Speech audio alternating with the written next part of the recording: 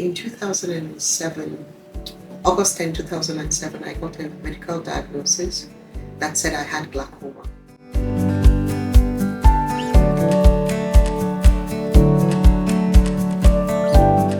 Engineering has always been Dolapo Agbede's specialty.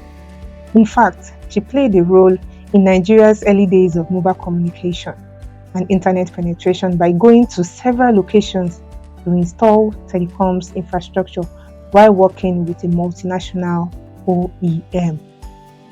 By 2025, Dolapo would have been working professionally for 20 years. She started out as a core tech specialist before going on to lead a team. Along the way, she became a transformation and compliance leader. Currently, she is a diversity, equity, and inclusion expert, that is DEI expert. What most people probably didn't notice is that over these years, Dolapo has been dealing with a disability. In fairness, they can be forgiven for not knowing because the disability is not easy to spot. I came to a place where I was living as a legally blind person. What does that mean? I can sense light and I can understand that someone is in front of me. Whether they're male or female, I cannot really tell. So I could not identify people anymore. So you can imagine that with my interaction with people, but then even at work, to now read from my phone or to work with my laptop became an issue. But to look at me, what I've just described, most people cannot relate. Invisible disability is not a new concept, but if you're hearing it for the first time, it is a hidden disability, one that is not immediately obvious to others. Invisible disability evolved from the word shell-shocked, which dates back to the 20th century and was used in England and the US to address the challenges of men who returned from the First World War. Today, we would say those soldiers are suffering from post-traumatic stress disorder, PTSD. An invisible disability can either be physical, as is the case with Dolapo, mental, or neurological.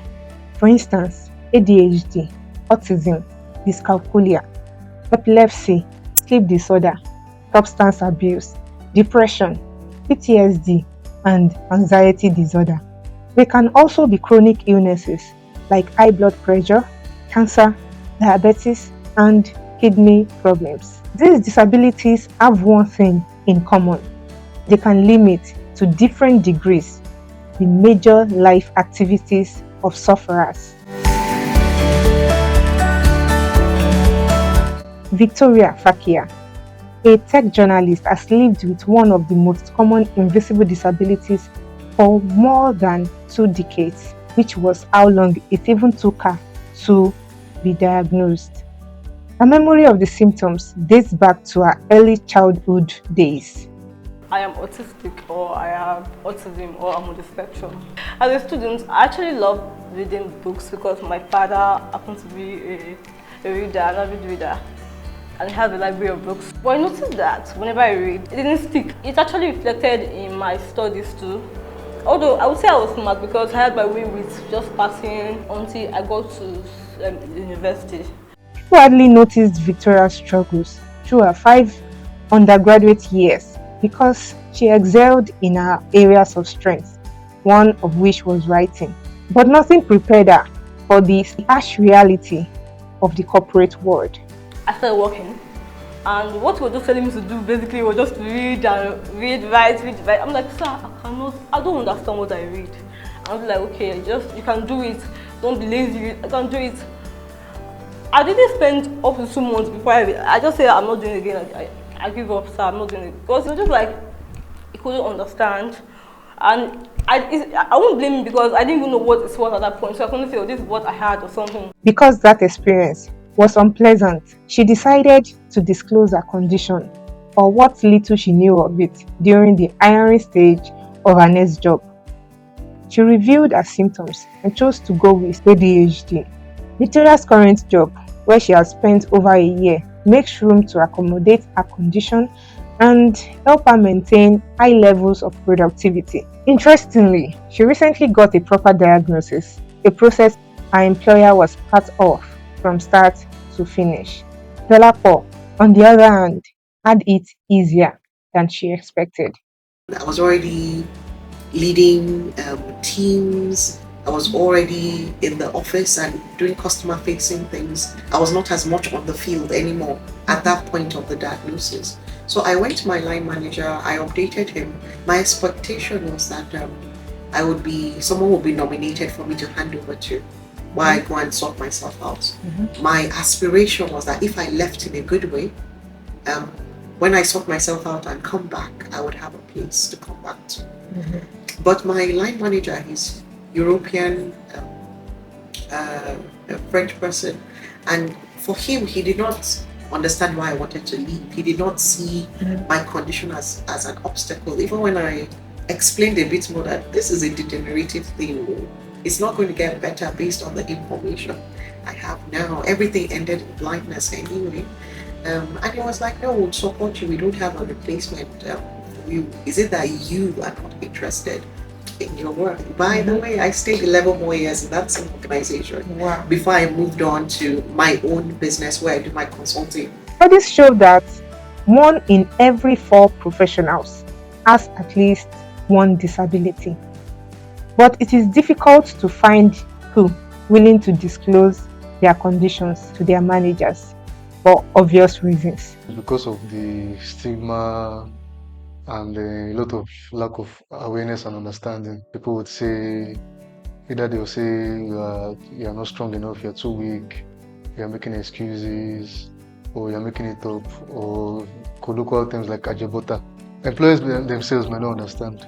So it reduces the chances of these employees to getting employed. So they would rather not review some of those things and just try to power through it, and then make other excuses when they can't meet up with whatever they're supposed to meet up with. First thing is to understand the disability in the first place. So seek to understand it genuinely.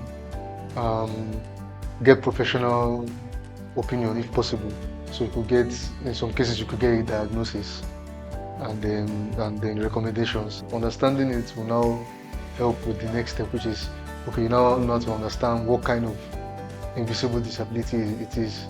Is it triggered by the environment, the workplace environment? Is it triggered by some emotional triggers, whatever it is, right? Understanding those things and then seeking to see how you can, accommodate those, right, to help them to still be productive. Also, creating a kind of a workplace culture environment where co-workers also understand that it's actually possible to have these disabilities and still be productive. That some of these disabilities are actually real things, even if they don't look, because they are not necessarily tangible. Like Dolapo's employees, Muyiwa Tulupo, TechPoint Africa's co-founder and CEO, is no stranger to working with people with invisible disabilities.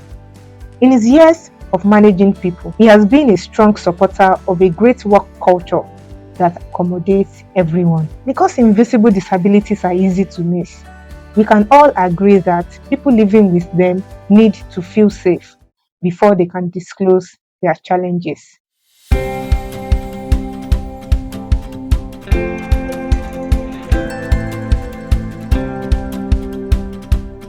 When it comes to the relationship between employers and persons living with disabilities, it's supposed to be a win-win situation, a mutually beneficial relationship. He's a consultant, clinical psychologist, and employee assistance professional. Chris Aboje is familiar with concerns around mental health in the workplace and can relate to the challenges of disclosing a disability or living with one. As a people, we are designed and socialized to fear what we don't understand. It's not just from the employer's perspective or from the other people's perspective. It's also from the individuals who are struggling with the disabilities. Is that at the initial point when they get to become aware of this, they struggle with acceptance. In fact, many of them go through what we call grief. Right, they go through the grief experience. So there's this shock There's the denial, there's the anger, there's the sadness, there is the bargaining.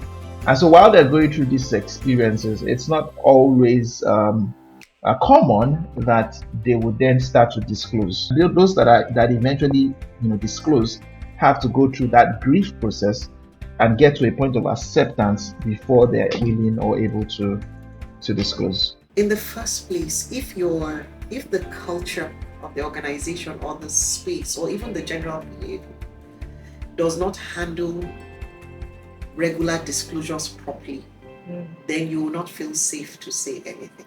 Let's not forget, the reason why you're even at work is because you are bringing value. Sure. There's something that despite that invisible disability, there's something you're offering that the organization feels very comfortable to pay you for. So your performance, your skill, your competence, your capacity is not in doubt. Obviously, negative stereotypes exist, but globally, governments and organizations are putting processes in place to protect people living with disabilities from discrimination, stigma, and judgment, especially in spaces where they can be valuable. The first ever World Report on Disability was published in 2011. In it, world-renowned theoretical physicist Stephen Hawking wrote that disability need not be an obstacle to success. Hawking lived his message, battling amyotrophic lateral sclerosis (ALS), a motor neuron disease, for 55 years, while doing work on the origins and structure of the universe, among others. And he earned his place as one of the most brilliant theoretical physicists in history. There are over 1 billion people living with disabilities globally. And on the 13th of December 2006, the United Nations had a breakthrough with a provision to change attitudes and approaches towards persons with disabilities. When it took effect on the 1st of May 2008, the UN Convention on the Rights of Persons with Disabilities, CRPD, gave people living with disabilities a sense of belonging in the society. Nigeria has also gone ahead to enact the Discrimination Against Persons with Disabilities Prohibition Act 2018, DAPD. We all know that laws are meant to regulate what individuals can and cannot do in a society. But what do legal practitioners and other stakeholders think about most people disregarding the rights of others living with disabilities? All human rights and all laws pertaining to human rights are also applicable to persons living with disabilities because they are human beings. The enforcement level is very low in Nigeria specifically. A lot of people actually do not know their rights, and even those that know, there's little or nothing they can do for it to be enforced. Our government is not trying to enforce those laws. In fact, we have agencies set up to monitor the level of this enforcement. It's still not working. But on the book, they are protected. But in reality, sadly, they are not. That vibe of you are unworthy because you are now a person with disability. No, that's not true. You can be everything and anything you want to be. And there are structures in place now to make sure that happens. We need to test the law. If you really truly feel you've been discriminated against, please, I appeal to you to test it and get compensated if it is really true and you can prove the facts beyond reasonable doubt. But the point is, the law is now there. Awareness is high. Technology is assisting. We have no reason not to be the best we can. The Discrimination Against Persons with Disabilities Prohibition Act 2018 clearly stipulates punishment for discriminating against people living with disabilities. For instance, Section 28 of the Act provides that a person with disabilities shall work on an equal basis with every other individual and has the right to an opportunity to gain a living by work freely chosen or accepted in the labor market and the work environment that is open. When there is a breach, such a company is liable to a 1 million naira fine And in the case of an individual, a 100,000 naira fine, 6 months imprisonment, or both. Where then does the problem of enforcement lie? There has not been a lot of sensitization, even on the part of the public, because at the end of the day, disability is a function of how we view it and how we see them. It's not most of the time. It's not usually a function of the disability itself, the health challenge. It's usually a function of society's perception. That's the social model of disability. I feel like we have to sensitize people enough. People living with neurological or hidden disabilities who do not know what they have, what they think they have, the things should actually go for a proper diagnosis so that can help them know what it is, and they can develop strategies, coping mechanisms that can help them through the stage. It is important to note that without money, it becomes particularly difficult for people affected by issues of such social importance to get the right treatment, be it visiting a professional to get a proper diagnosis or filing a disability discrimination suit. We can work out strategies to help them better cope and, of course, involve their organization. Some of the strategies that I've used over the years is to educate organizations. If the person has taken time off work, we call it the return back to work meeting, where we sit down with key managers within the organization and we explain to them what the employee is going through and the level of support that they need. In some other cases, it's me encouraging the employee to talk to their employer. Every case is unique. Sometimes it could even require, creating a sort of an exit plan for the employee. I think that when it comes to our services in this part of the world, there are a number of factors that I call barriers. One of them is the insights, and of course, if they don't know they need it, they are likely not going to seek it. Now, the other thing that I'll talk about is the availability of the professionals. Now, in Nigeria, for example, there are less than 250 consultant psychiatrists and less than 400 licensed clinical psychologists. But when you take that number and compare it to the population, you then realize that it's a significantly small number. So if you have more demand than supply, of course, the price will go up, right? So that's another thing. But beyond that, right, just so that I'm fair to the profession, is that it costs a lot of money to train. It costs a lot of money to set up practice. But there's little or no investment in this profession. Internet penetration is a major driver for those seeking to create a safe space where people with disabilities can thrive. And diversity inclusion experts are riding on information access that comes with this penetration to support people living with disabilities and relevant stakeholders. I'm glad to share that since 2018, I've been working full-time as a diversity, equity, and inclusion consultant, leveraging largely my personal experiences and then my achievements and then the possibilities I've observed and I use. So with my organization, Willway Paradigm, what we do is we do advocacy, advisory, products and services around diversity, equity, and inclusion. Sometimes the organization thinks they need to spend a lot of money to integrate a person with, for example, visual impairment. You're thinking you need to buy specialist dedicated equipment. But with Femi, when I use this my phone, sir. So it talks to me, but the same phone I'll hand over to you, and you would use it. Without it, all I've just done is I've done the talk back. I've just turned it off. Okay. So again, we demonstrate that with exactly the tools that are available. Maybe there might just be something to switch on or switch off, or a little bit of software. Some of them are free, open source. Some, if you really want something that is highly secure, it's there, but it's available. But with the same hardware, you and I can use the same device. So it's not as expensive as people think. And the biggest block is in the mind of everybody else. When people say to, request for adjustments in their work, they might then begin to think that it's because this person is weak or lazy. and they are using their disability as an excuse.